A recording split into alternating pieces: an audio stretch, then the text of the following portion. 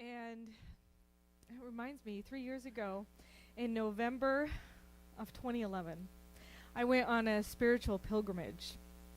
I went to Peru with a group of spiritual people, with Kathy and Lewis from the Center for Spiritual Living, Seattle.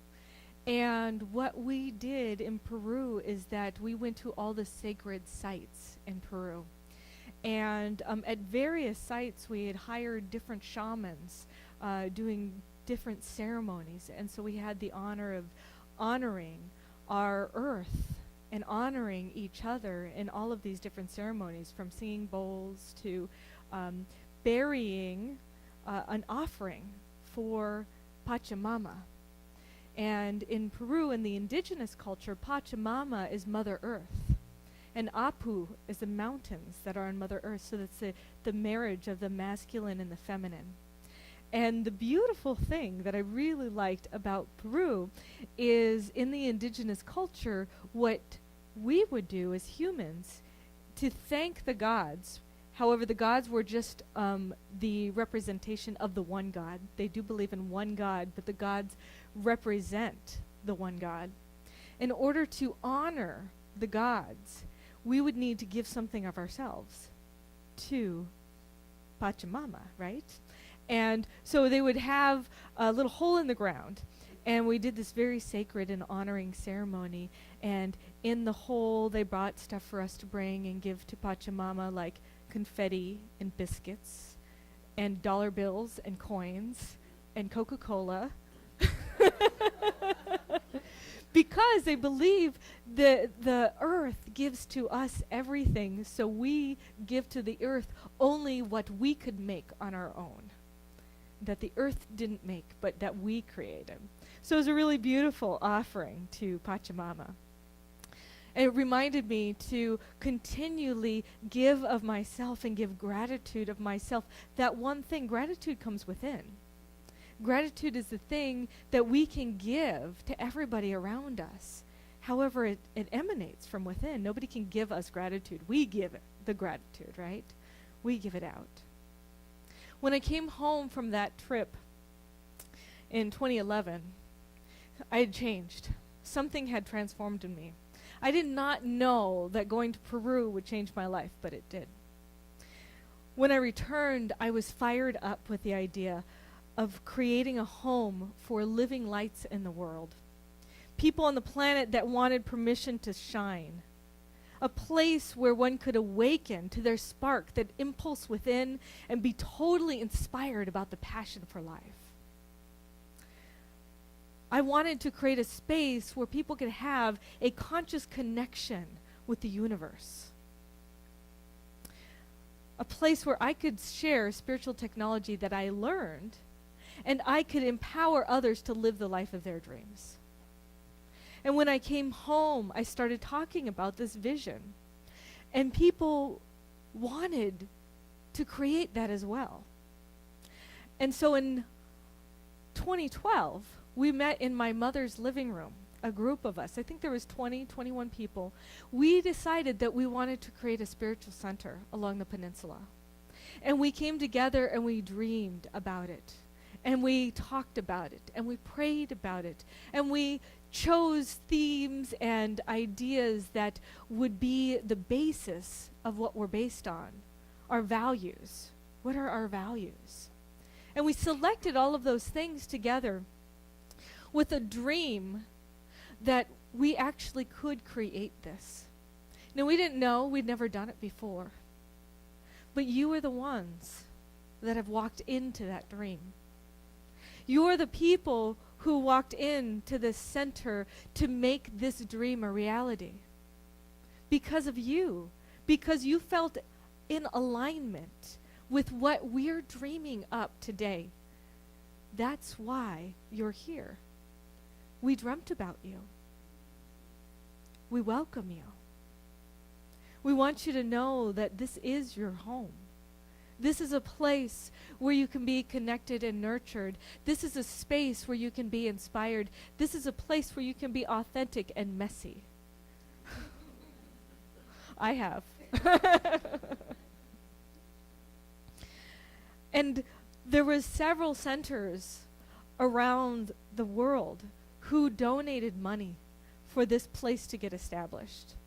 There are people all around the world who have supported your spiritual advancement. And there's also people in this room who have been giving money in order for you to come get what you desire in your life.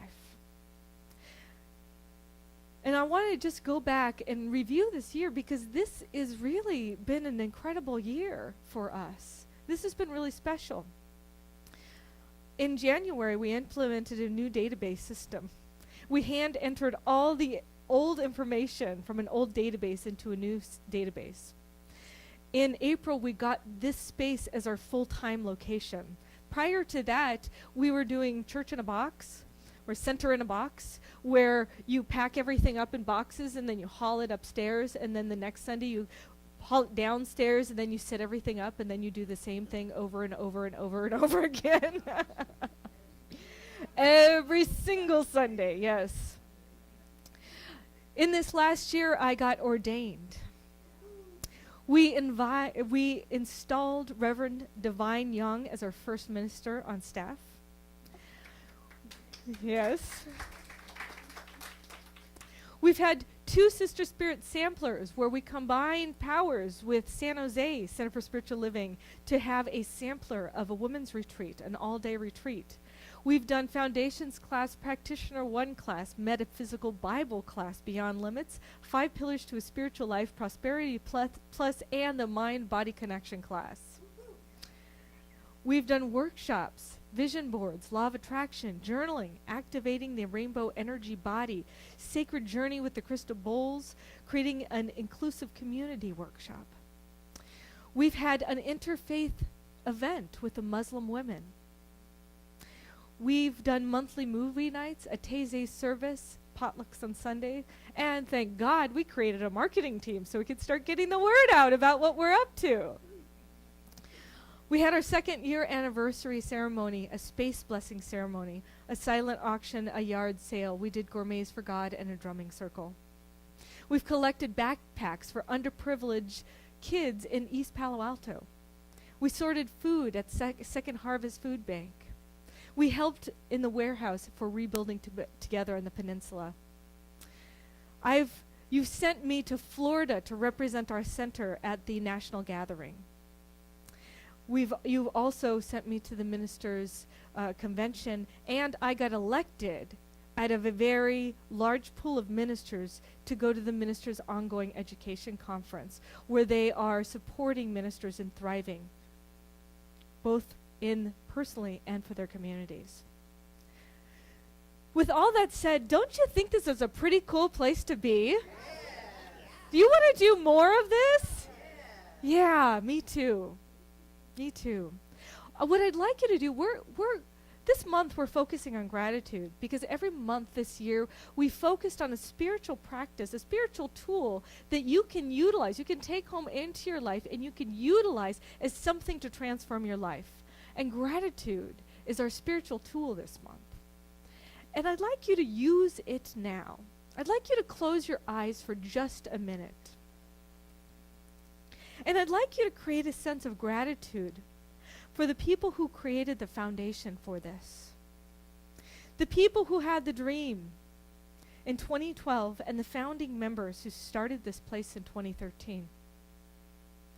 If you have at any time received any insight, any aha, any revelation because of a class, an event, or a service you went to, feel the gratitude for this space and all the people who made it happen.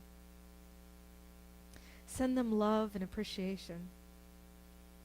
If you're here for the first time, send gratitude to the people who have dreamed about you being here, who have loved you up and prayed you up, because they believe in you.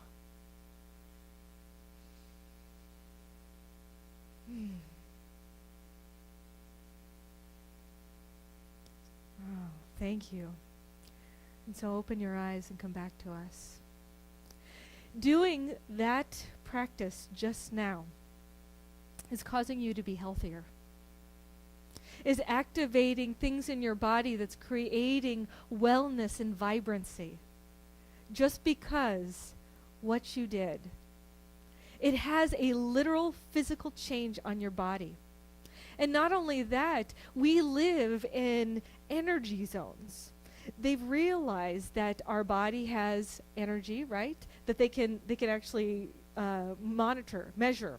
And the electrical energy that comes from us, it actually comes from our heart. It goes 10 feet in front of us and 10 feet behind us. And every time you activate this sense of gratitude, you are literally changing the energy fields of the people around you. You can have a positive effect on the people around you. I watched this video from Reverend Dr. Michael Beckwith, who was doing the help desk for Oprah. And a girl came to him and she said, I'm in a workspace where there's a bunch of people that really have a negative attitude. I don't even want to go. I come into the room and I can feel these people. I can just feel them from far away, and I like want to duck and hide from them. I just don't know what to do. And Reverend Dr. Michael Beckwith said, the way that you get around that is you send them love. Whenever you send people love, you are up-leveling your experience in life. You're up-leveling how you can be in your own life, and it makes you not able to take in that energy. And on top of that, you up-level them as well. Anytime you have a situation in your life where you recognize somebody around you is being negative or challenged, this is your opportunity to practice love and gratitude. Being grateful for who you are, being grateful that you can support somebody without even them knowing it. You can uplift everybody around you. Don't you want to be a part of a world that's like that? Wouldn't you like it if you were having a really bad day and all the people around you decided that they were going to uplift your world and your life? That's the kind of world I want to belong to. I want to create a world that is like my ideal world that I want to live in. I want to be that expression. I want to be that kind of love in the world. The book of the month, which is going to be the book of the next 2 months, by the way, is called, it's a thick one. Yeah, it's a good one. It's from Roger Teal, who is the minister of Mile High Center for Spiritual Living. And his book is called This Life is Joy. He has a story about meeting a girl that he was officiating a wedding for in the early 90s. And it was just before the wedding. And he went over to talk to the bride. And she shared a story with him. She said, something transformed me in my life, and I want to share it with you. I used to be a girl with acne, a young adult with no life. My hair was thin. I was 25 pounds overweight. I hid from the world. I was depressed. I didn't want people to see me. I didn't want people to know how ugly I was. I didn't want to be around anybody to see my face. And she said one day she was out and about and she was in a park and there was a puppy playing in the park. And the puppy was kind of weird looking. It was a weird looking puppy. It was awkward. It was kind of homely. And the puppy ran up to her with absolute joy and confidence. And it was showering her with love and appreciation. It was giving her kisses. It was playing. It was jumping around. It was so filled with joy. And she couldn't help but love this puppy. She couldn't help but say, I love all your quirks. I love all these weird little things about you because it makes you cute and adorable. And she realized that puppy was like her. All she had done is focus on all the weird things about her body that she didn't like. And she realized that other people might actually like her if she loved herself fully for who she was. And she decided to, that day, make little changes every single day. Little things that were about loving herself. And it wasn't about going to the gym or getting plastic surgery. It wasn't about that. It was about finding those areas of herself that she didn't like and to start appreciating them. And to have gratitude for herself in the areas of her life that she didn't want to look at. And little by little, her life started changing. She started attracting friends, and she attracted the man of her dreams, who saw her and fell in love with her beauty and her essence inside and out. That's our story, right? So many of us go through life thinking that we're not important, or somebody told us we weren't smart enough, or we don't have this that's enough of something. But the truth is that each and every one of us has a built-in, glowing divinity gift that the world needs. And when you cultivate that from the inside out, the world sees you for who you really are. They see your light and they love it. They welcome you for who you are. And I really like this story because it reminds me of Dave Brailsford. Has anybody heard of him? Okay, Dave Brailsford. Yeah, well, yes, I just found out just now. In 2010, no cyclist from Britain had ever won the Tour de France. Dave Brailsford was the new general manager and the performance director of Team Sky, which is Great Britain's professional cycling team. And he was asked to change the fact that nobody had ever won the Tour de France from Britain. He believed in a concept that he called the aggregation of marginal gains. He explained it as the 1% improvement in everything that you do. He applied this. He believed that if you improved every area in your life by just 1%, then those small gains would add up to a remarkable improvement. First things he started doing was doing the things you might expect, right? He thought about the nutrition of riders. He thought about their bike seats. He thought about their weekly training program and the weight of the tires, just finding the exact right and perfect thing that he can improve by 1%. But then he went on from there. He invited the team to look at every aspect of their life, 1% in areas of improvement in their lives. Discovering the pillow that gave them the most restful sleep, the lotion that moistened their hands the best, the most effective type of massage gel, how to wash your hands to avoid infection. Those little areas of improvement. And he said to his team, he said, if we can do this for 5 years, I think that we can win the Tour de France. These are little improvements. I think we can do it. And the truth is, it took them 3 years. And they won the Tour de France. And I wonder, how can we do that in our own lives? What areas can we do that in our own lives? Find 1% of improvement. Little improvements here and there. I'm not asking you to take crazy, drastic measures in your life. I'm asking you to look at every area of your life and just do a little something different. A little bit. I wanted to talk to you, too, about the intentional giving program. We have, this is our third year. In 2012, we had 5 months of monthly services. In 2013 was our first year of doing weekly services. And so 2014, this is our second year of doing weekly services. So next year, we're going to enter into our third year of doing weekly services.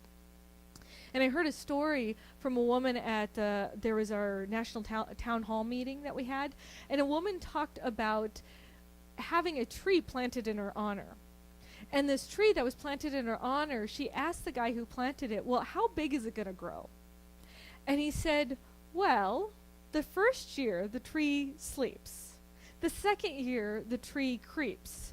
And the third year, the tree leaps.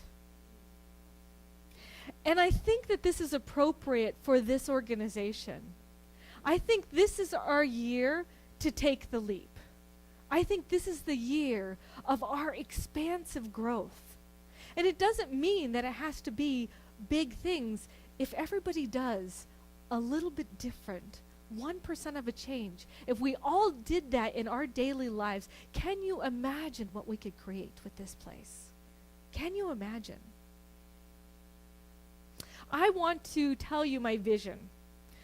This vision is really amazing. What I told you about that we did this year was pretty amazing stuff, but I have bigger plans for this. I have bigger plans for us. I would like us to be a center without walls. I'd like us to focus on 3 different areas. I'd like us to focus internally. That means what we've been doing, I want to keep doing it. And I want to have a youth program. I want to have a rockin' music ministry, right? I want to have this space available so we can practice all different kinds of spiritual practices and find those ways that we can most deeply connect to God, to Spirit, to universal presence, to the Infinite One. I want to have this space as a vibrant, live, hip place to be. Cool, fun, right? Fun especially. We definitely need lots of fun. Yes, fun is a requirement.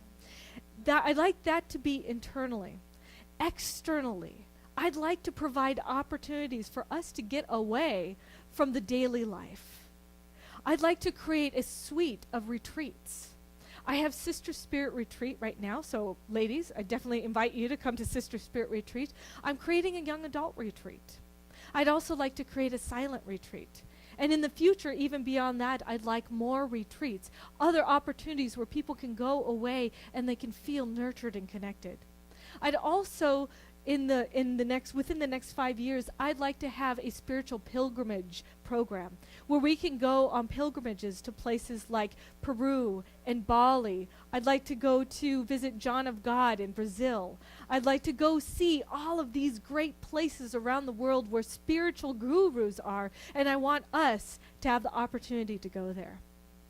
And the third thing I want to do is do more service projects. I'd like to help our community here. I'd like us to reach out and give our services to our local community and our global community. I'd love to do some global service projects. I'm telling you this because this place is bigger than just these 4 walls. This place is something bigger in the world. And what we do here locally can have a global impact. And what you do in your life can impact this center. If you choose to become a person that lives in integrity with your highest spiritual calling, then whatever you're doing will have an impact on everybody around you. And if you're coming here, there's a group consciousness that's created of these people, and you can lift their vibration, everybody's vibration, just by doing the thing that is best for you personally in your life. And I want to encourage all of you to do that. I want to encourage all of you to participate in that. And I especially want to encourage all of you to participate in our intentional giving program. I want you to think about, what is your spiritual evolution worth? Are you willing to contribute to this kind of vision? Other people in the past contributed to this. Would you like to seed that kind of vision for the future, for yourself and for others? We can keep doing what's been done, or we can expand and grow. I don't play small. I don't. And I imagine that if you're here, something inside you doesn't want to play small either. Part of being a powerful community is a sound financial planning. So we are planning this intentional giving program so we can spend this money on the things that make the most difference in the world. So we can utilize our gifts and services, what comes into our life, into a better way to contribute to society. And besides that, it gives you an opportunity to practice your spiritual practice of sacred giving. What more could we ask for, right? You always get the benefit from that. I'm going to challenge you this week. I'd like you to, one, establish a full-on gratitude ritual. Do something every day for gratitude. Get a gratitude buddy. Find somebody to connect with every day this month to be a gratitude buddy. Pick one thing you can do. The second thing is pick one thing you can do to improve by 1% this week. And the third thing you can do is support the center by making an intentional gift commitment. It's worth it. Your spiritual evolution is worth it. You're worth it. And I love you. Let's pray.